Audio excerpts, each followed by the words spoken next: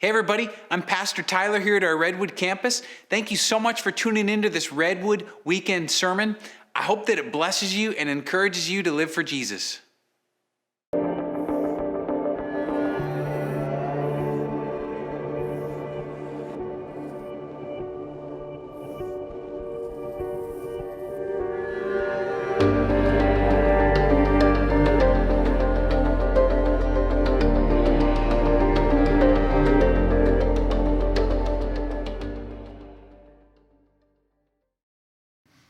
Good morning. Good morning. Oh, you're alive. That's great. First service, a good morning. A little quiet response, but you've had more coffee, so that's good. It's good to be with you. For those of you that don't know me, my name is Andy Frye, and this is my second time up here speaking to you. Terry and I have been attending here since last summer, and again, been warmly welcomed, and it's good to be able to pitch in and help Eric and Tyler a little bit. So it's good to be with you, and it's an honor to get to share the Word of God with you this morning. And I hope that in this series of Leviticus, despite the fact that we usually open with a joke about Leviticus, you're beginning to get a sense that when you dig into Leviticus, it actually has the heart and the character of God in some pretty cool ways that you can learn a lot about how God sees us and how we can have covenant relationship with God. Although today you'll be really thankful for the new covenant because bacon, but more on that later. And today we're in Leviticus 19, which is a whole laundry list of rules. And on first glance, that just seems what it's like. And it's got instructions on fiber content in your clothing, critter breeding, and it does raise the question, what would Jesus tattoo? So hang on, folks. Should be a good one. Here we go. So years ago, I was in Ireland on a mission trip, and I was served a quivering black hockey puck of jellied cow blood. I turned to my Irish friend and said, "What is this?" And he had a very thick accent. So he said, "Blood pudding." And I said, "What?" And he said, "Plasma." And I said, "Did you say plasma?" And he said, "Yeah, plasma." They even served it on the Irish airline a few days later. I'm like, what is this? In Georgia a few months ago, a vindictive boss finally delivered months of back pay to an employee by dumping it in his driveway in grease-covered pennies with a nasty note. And on our southern border, our new president is finding that it is just as difficult as it was for our former president to figure out how do you take care of kids who have come into this country from Latin America. Now, what do these three stories have in common? It turns out that you can find ethical commands about all three of these in Leviticus 19. And by the way, no, I did not eat the blood pudding. And I did not need Leviticus 19 to help me figure that out. So I find typically when Christians look at the law or the Old Testament, they have one of two reactions to a chapter like Leviticus 19. On one hand, some of them claim to strictly follow the letter of the law found in the first 5 books of the Old Testament, which Hebrews call Torah. I say claim because I've never met anybody who can keep all the law. In fact, I've never met anybody who wants to keep all the law.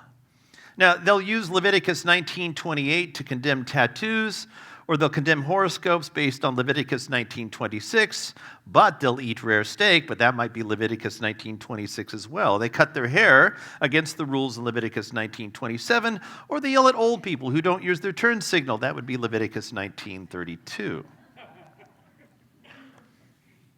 Now, on the other hand, other Christians try to pretend the Old Testament just isn't there. They cherry pick, by the way, cherry picking is Leviticus 19:23 through 25. The verses they like, and they ignore the ones they don't like, if they read it at all. But we find Jesus and the writers of the New Testament continually citing the law. And in fact, when Jesus was tempted by Satan in the wilderness, he refutes the tempter by quoting the law. So may I humbly suggest that neither one of these approaches are the way we should read the Old Testament, that they're too simplistic and sometimes just plain wrong. But it does raise the question, how do we, who are under what Jesus called the easy yoke of the new covenant, how do we read the law? And in particular, this chapter, Leviticus 19, which has this long list of commands. So I want to share with you a couple principles for reading the Old Testament, in particular the law, and then I want to give you 3 principles that we specifically can get from Leviticus 19 as we pursue holiness. So first, as Christians read the law or Torah, we need to recognize that although there are occasionally cultural particular rules, the law reflects God's consistent principles. In fact, in Leviticus 19, almost all these commands are repeated or echoed in the New Testament.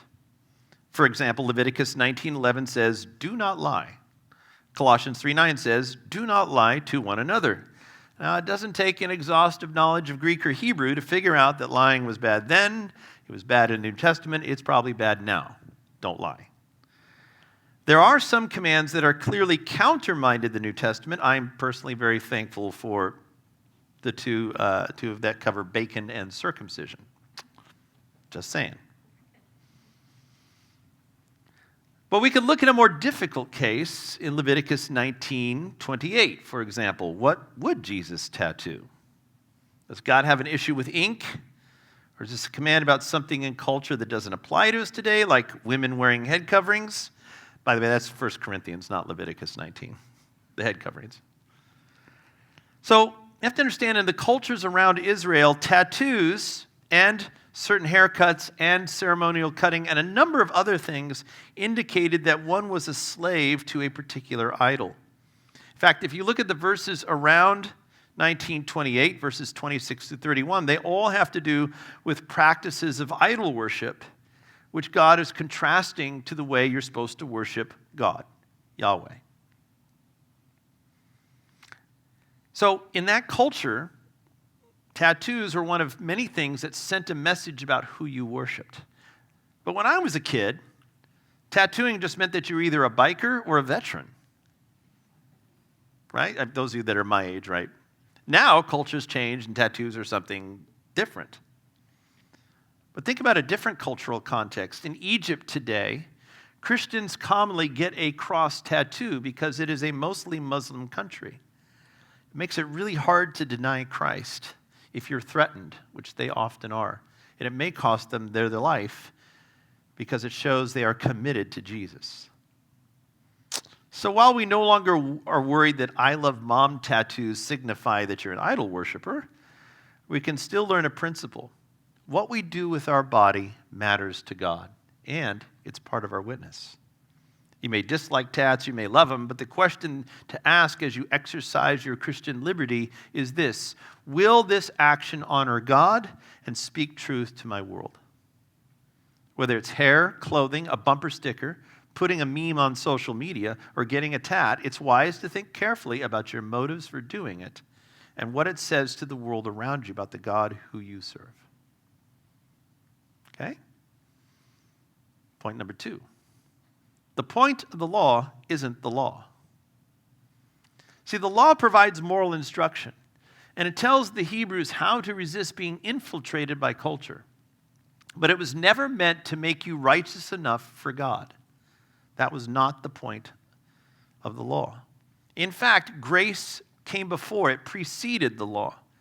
The Israelites had already been saved, redeemed, rescued, and chosen in Exodus before the law was given.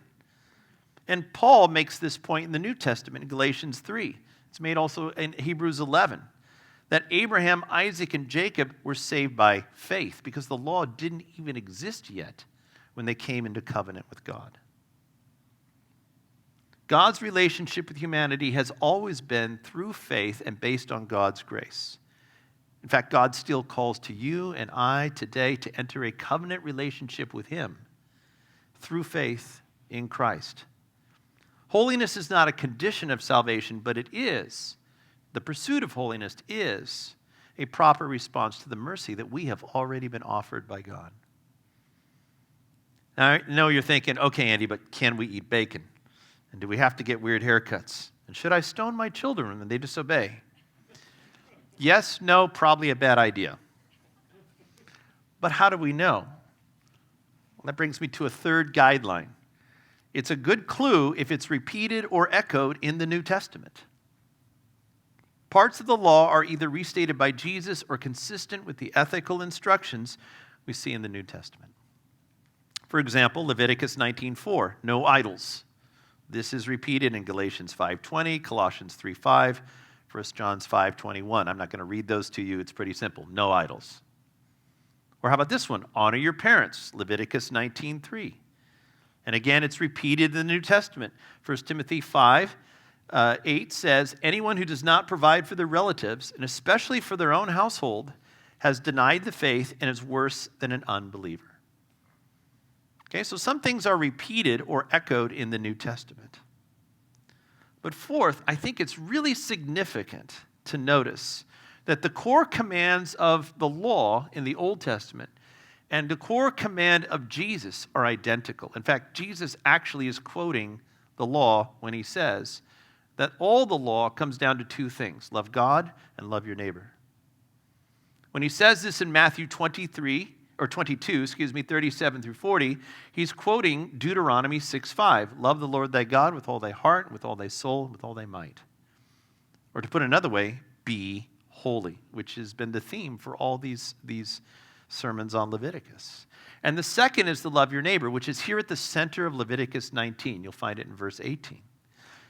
And I would say that these two commands are a pretty good summation of what it means to be holy. Love God, love the images of God. By the way, as we look at Leviticus 19, we should notice that holiness is actually super practical. It's really earthy, which Tyler's sermon last week pretty much illustrated and also made me thankful I didn't have to preach that one. But as Eric taught a couple of weeks ago, everything is sacred, right? There is no difference between secular and sacred in the eyes of God. Everything you do is for God. That's what the Reformers said when they said that everything should glorify God. Soli Deo Gloria. Everything, your work, your life, your play can glorify God. There's no difference in God's eyes. There is no secular. So Leviticus 19 gets real. It deals with earthy stuff. For example, we could look at Leviticus 19:11 through 13, and then also 35 through 36. These verses all have to do with being honest as you do business, right? I mean, that's the Monday through Friday stuff of life, right? It talks about honest scales. It talks about doing, how you have integrity when you deal with people in business. In fact, verse 13b actually says bosses pay wages on time. So that deals with the Georgia Penny guy. Bad move on his part. In other words, the fish on your truck or your business card should be a sign that you give excellent value and do honest work. Leviticus 19 reminds us that everything, our work and everything else we do, is sacred. The other thing about holiness, not only is it practical, but it puts others first. It puts others first. I mean, love can be summarized the way moms and dads, you probably had to look at your kids sometime and say, it ain't about you. You are not the center of the universe. And that's what holiness is. It's not about you. Love God, love your neighbor. Loving our neighbors is not just telling them about the gospel, but it also includes seeking reconciliation, extending mercy, caring for the vulnerable in society, and acting with justice. There's this false debate about whether or not that Christians should be worried about doing good or preaching the gospel. Hello, can we multitask? Do you think we could do two things? Is that a really big stretch? Because the Bible says do both. Speak truth and do what is truly good. Do both. They are both and all the gospel. It's both and, not either or. When Jesus was asked, who is my neighbor? He responded with examples from Samaritans, lepers, and Romans. These are all people that the Hebrews did not like.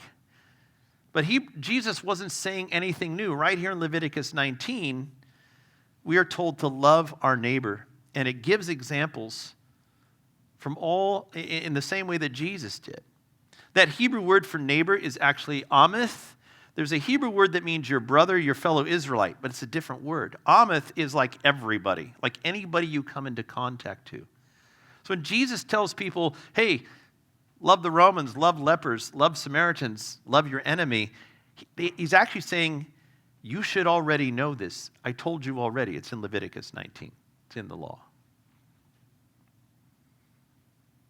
So if we think about it, Leviticus says first, love your fellow tribe. Yes, do love your fellow Israelite, or as we would say, love your fellow Christian. Leviticus 19, 11, and 17 both talk about relating to your brother, that is your fellow Israelite. And of course, in the New Testament, 1 John 3:17 says, if anyone has the world's goods and sees his brother in need, yet closes his heart against him, how does God's love abide in him? But secondly, this expands to foreigners, people who are not my tribe. Leviticus 19:10 and again Leviticus 33:34, which says this: when a foreigner resides among you in your land, don't mistreat them. The foreigner residing among you must be treated as your native born. Love them as yourself, because you were foreigners in Egypt. I am the Lord your God. You understand, in that culture, you didn't see anybody who wasn't from your tribe as even fully human, right? And the Jews slipped into this, right? There's Jews and there's Gentiles. What are the Greeks doing? There's Greeks and barbarians, right? And as a history teacher, I can tell you that you can look at many, many cultures in many places, and there's an us and them difference. And the them are not quite like us. They don't deserve the same treatment. So what God is telling the Hebrews to do here in this culture is crazy radical stuff. Wait, what? We treat them like they're your native born, like they're one of us? Whoa. What happens in the gospel?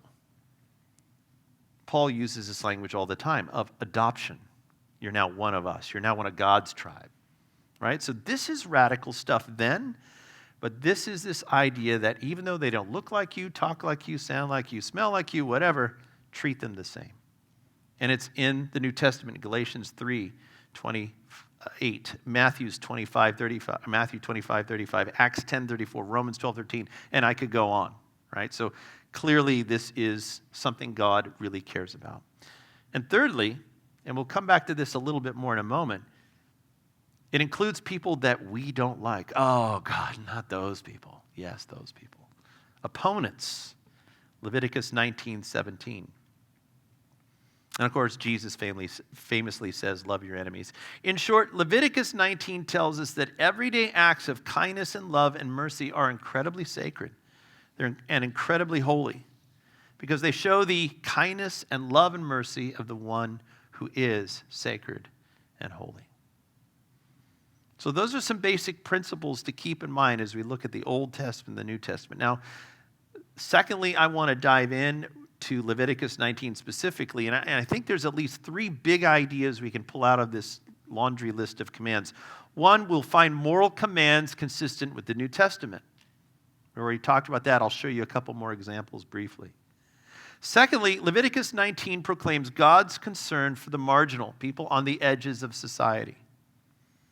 And third, there are some cultural mandates that may not apply to us directly, but they can still teach us some important principles about who God is.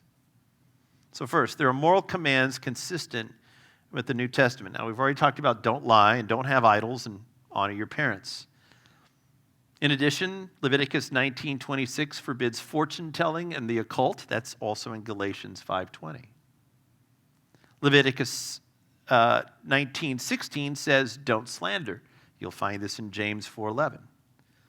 Leviticus 19:16 tells us to speak out in defense of our neighbor from false accusation. By the way, the Hebrew word there actually sort of creates a picture. It literally translates stand on your neighbor's blood, which is a really sort of vivid image. But you see your neighbor in danger of false accusation and you're quiet. What Leviticus 19 says, you're guilty unless you step up and show some courage and speak up in defense of what's true and right. And that's actually echoed in, lost my place. James 4:17, there it is. Swearing oaths in the name of God. The cultures around them, you would always attach a God to your oath. And God says, look, my name's pretty serious. Don't use it just to swear this and that. And in the New Testament, we're told to let our yes be yes and our no be no. We see that in Matthew and in James as well.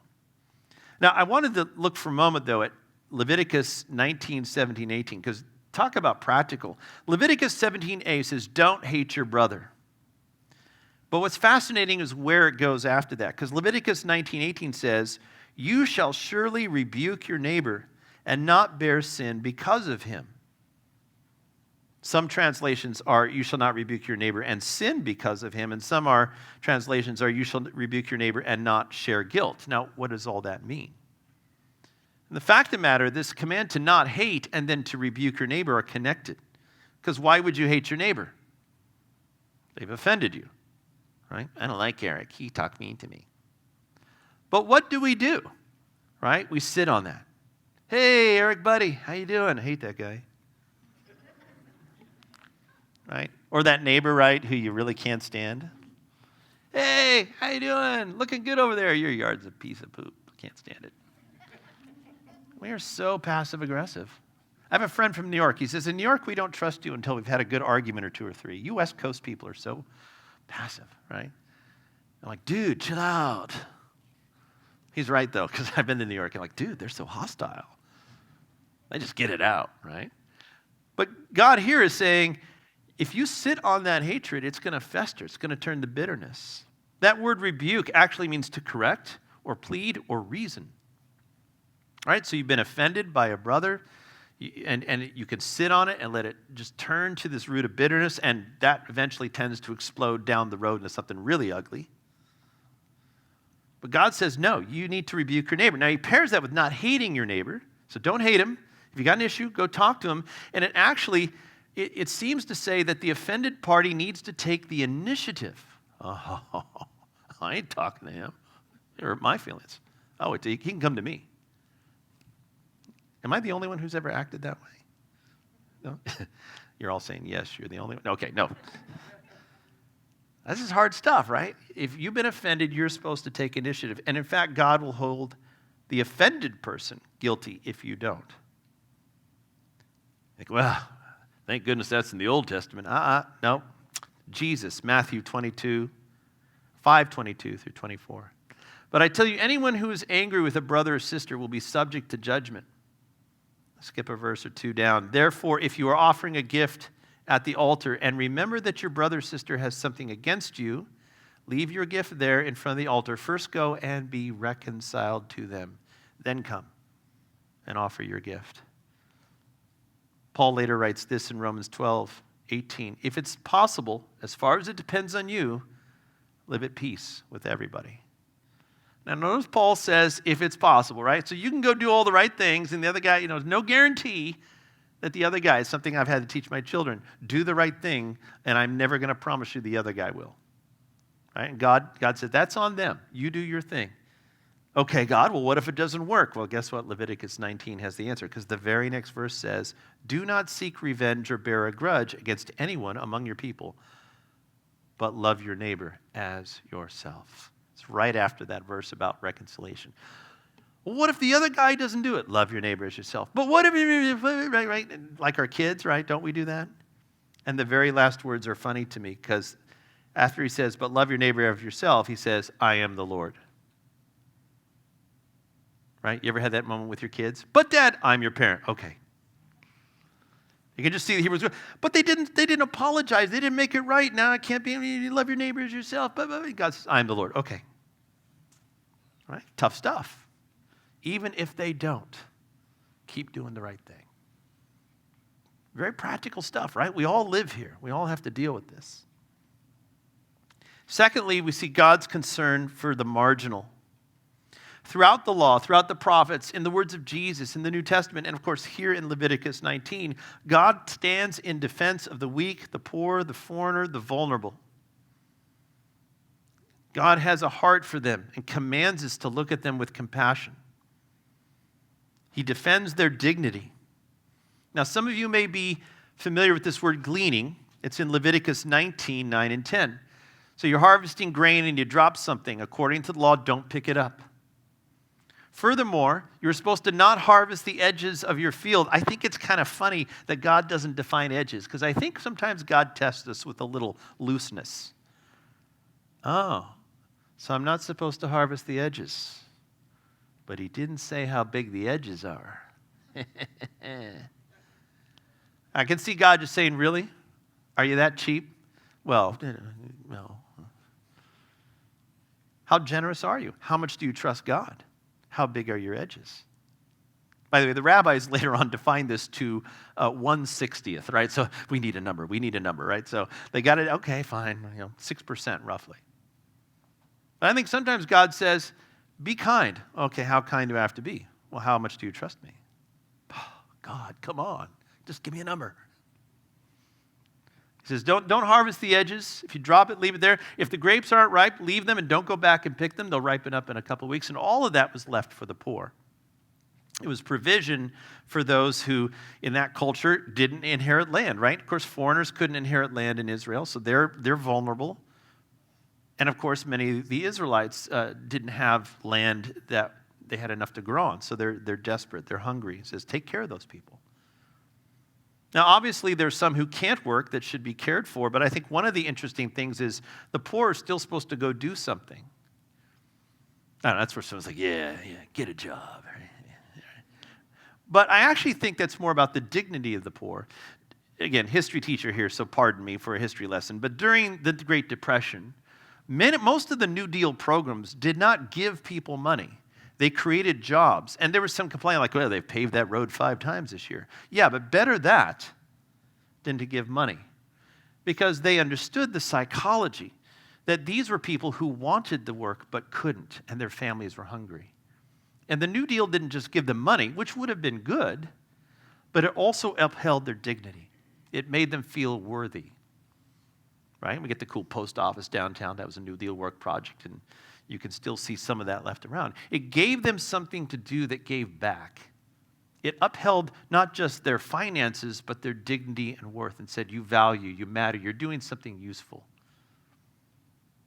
There are times when we do need a handout, right? We need charity, right? You're flat on your back, you can't do anything, you just need it.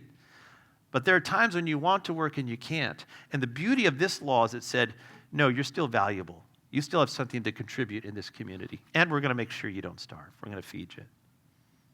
That brings us to a second principle, and that is your property actually isn't your property. It's God's. You are just a steward. No matter how hard you work, you did not create yourself. You did not create your abilities. And you didn't create the opportunities that came your way. All of that is what old Christians call providence, the providing goodness of God. You're a steward of God's blessings. So whatever the Constitution says about property and profit, Christians are called to see property as a trust from God and a tool to do good. In his 1789 sermon, John Wesley put it simply, earn all you can and save all you can so you can give all you can. Most of us have more than enough, at least enough to find opportunities to bless others and live out the principles of compassion in Leviticus 19. We see a couple other things here that tell us about God's heart. We see the Hebrew Disabilities Act, Leviticus 19:14, where he says, don't mess with blind people and lame people. By the way, rabbis later interpret this as, don't take advantage of somebody who's not as smart as you either, right? You're in business going, I can take this guy, I can deal with it. He said, don't do that. Whatever their disability is, don't mess with them. People in that society, by the way, thought that the blind and the lame and the disabled were cursed by the gods, or maybe cursed by God himself. And some Hebrews thought that, they must have done something. We see this in John 9, verse 2, when Jesus and the disciples run into a blind guy, and the disciples say, Rabbi, who sinned? Was it this guy or was it his parents? Because he was born blind. And Jesus corrects them and says, it's neither. It's not the man or his parents. This happens so the works of God might be displayed in him. So Leviticus and Jesus remind us that we've got to correct sometimes our bad thinking and see people with compassion. How we treat the weak and the unfortunate says a lot about our character. Leviticus 19:15 says when it comes to justice, we're not to favor the rich. It also says we're not to favor the poor. I was a soccer referee for 13 years. Once in a while, you get in those games, like one team's winning like 9-0. And as a referee, you're thinking, I should just not look if the losing team, crosses the sideline a little bit. Oh, that ball's still in, right? Just a pity, right? You start pitying them like, Or the kid's dribbling the wrong way and you blow your whistle on accident so he'll stop and not score on himself again, right? I mean, stuff like that. But the problem is you really can't do that, because if you do that, the winning teams look at you and you lose credit with them. And then the losing team looks at you and says, you're just doing that out of pity. I mean, they know, like, oh, you're a bunch of losers, right? Pity call, right? Nobody likes that. God says, rich or poor, when it comes to a matter of justice, be just, period. Don't favor the rich, which is often our problem. But also, if a poor person commits a crime, it's still wrong, right? Wrong is wrong, right is right. Be fair. And respect old people. That's the turn signal ruling. Leviticus 19:32. Our society, actually, we elevate youth and we look down on the old. That's different than many other societies. So, honoring the elderly over the young. This verse actually says, stand when they enter the room. Okay? That's kind of countercultural in our world. It should at least remind us to be patient with our elderly neighbors on the road. So last we come to the cultural rules, ones that appear to no longer apply to us because we don't live in that context or an agricultural society. But as I said before, we can still learn something from them, some principles that are behind those rules. The details may not apply, but the principles and the character of God are constant. Now, I'm well aware that some Christians may debate which rules go in the cultural category. I'm also aware that the idea of culture is used as a weak excuse by people who just don't want to obey the Bible. They just want to do what they want to do. I get that. So this can get tricky, and among Christians, there is some debate about some of these things. Okay? But having said that, we should be slow to categorize a command as cultural unless we have a good reason. On the other hand, we should read the Old Testament through a New Testament filter of liberty and grace so that we can avoid legalism. We kind of steer our boat down the middle of the channel, not bump up against the rocky walls on either side. Now, as we mentioned already, God is really concerned that people be holy, that is, set apart. And so some of these rules seem to be reminders in that culture to be set apart, what was called kalayim, no improper mixing. And by the way, the New Testament does this too. It reminds us to be in contrast to the world. Romans 12:2, do not conform to the pattern of the world. Or 2 Corinthians 6:14, do not be yoked together with unbelievers. What do righteousness and wickedness have in common? What fellowship can light have with darkness? Paul's not making up new theology there. He is restating that principle of kalayim. Don't get sucked in and mixed into the culture so that no one can tell that you are God's people. That's a pretty good rule for us today, even if we're no longer worried about mixing linen and wool in our clothing. We all sort of float in the sea of culture, and sometimes our boats get blown this way and that way by the winds of culture. But let me remind you, the way a boat stays afloat is to keep the sea out of the boat, right? So we're in culture, we're surrounded by it, but we don't want to be enculturated, that is, infiltrated by culture, so that we no longer look different than the world. So very quickly, just a couple things here, and then we'll wrap this up. Sabbaths, and that wasn't just Saturday Sabbath, but that was all the feast days and the sacrifices. Those are probably cultural. We're not under Jewish law. In fact, Paul specifically talks about this in Colossians 2:16 and 17.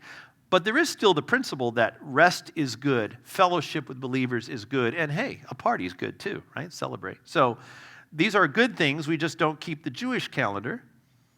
Nothing wrong, by the way, if you want to celebrate Yom Kippur, go for it. Another holiday is always kind of fun, but we don't have to as part of the law. There's 19:20 through 22 is all about slave girls, and it's a weird kind of thing and a long explanation, which I'm not going to do, except to say one thing. Again, the cultures all around them, slaves and women were less than fully human. Okay? But here in the law, and shocking in comparison to all the cultures around them, God is saying that even a girl who is a slave is human. She has rights. She deserves protection. She is a human being just like you, right? And slave can be translated servant. We won't get into that. But the idea that that person was worthy of dignity and respect was actually very different than the whole culture around them. So again, we're not worried about that issue, but there's a principle. Eating blood, we already got that one. Hair rules, clearly I'm in violation. Ceremonial cutting, these are all practices of worship to idols. But I think you're okay with rare steak now, if you like. But I'm still not eating that blood pudding. Not going to do it. 1919, I can sum this one up. Don't interbreed, intercede, or interweave. This is probably one of the more confusing ones, but they all seem to be at least some sort of reminder to stay separate, to keep things separate that should not be put together. 2 weeks ago, Eric talked about pure and impure, right? Don't mix these things together.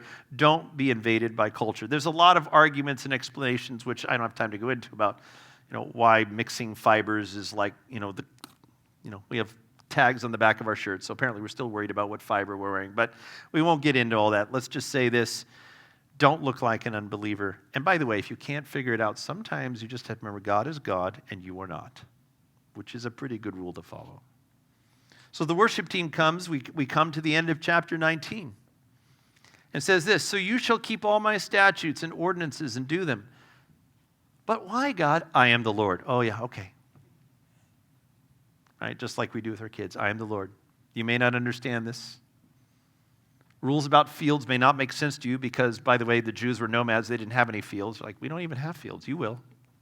You'll need this one later, right? So, like a good father, sometimes he gives us commands and we can't sort it out completely. He just says, you're going to have to trust me on this. These commands remind us who we are, who God is, and how to love our neighbor. So, whether we're worried about the little things that aren't part of our culture anymore, they still remind us of the heart of God. So I want to leave you with 2 questions to consider as you go out. 1, do you really believe that God knows best and has your best in mind, even better than you can plan for yourself?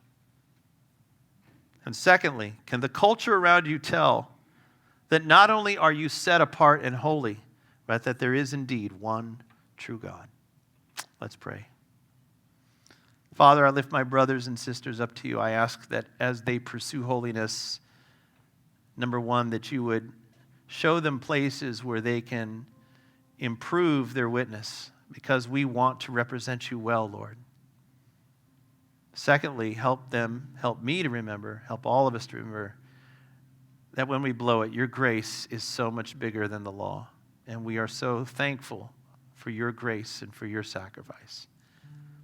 Help us to remember the point of doing the right thing is not to earn your favor, but as a response of thankfulness and joy to how much you have already loved us. I ask that you would bless each family here, each person here this week as they walk in the world and help them to be a living witness of your graciousness and your mercy. In Jesus' name, amen.